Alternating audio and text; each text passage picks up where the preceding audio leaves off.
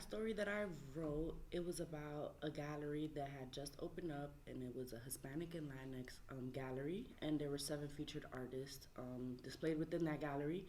And I spoke to Yana Ospina, and she was the one who curated it and like chose everybody who was in it, as well as her own art.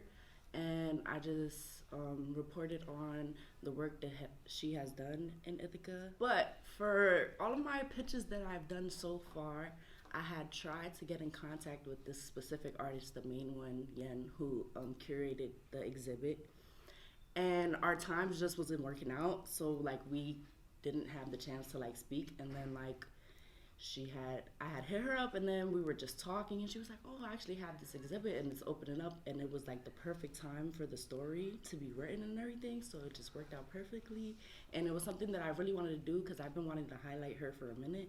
So yeah. Or when I was curating my beat for this semester, I really wanted it to have something to do with identity, because I feel like me being a POC student at IC, and specifically in journalism, is something that I want to showcase throughout like my work. So when I had found this exhibit and like was looking through all of the different artists and like their work, I was like, wow, this is like so perfect. And I felt like it's just a narrative that needs to be talked about, for one, especially because we're in Ithaca and it's a predominantly white town. So I thought that that was just important to bring forth, and it's just something I've been wanting to do, and just bringing identity within like anything that I do.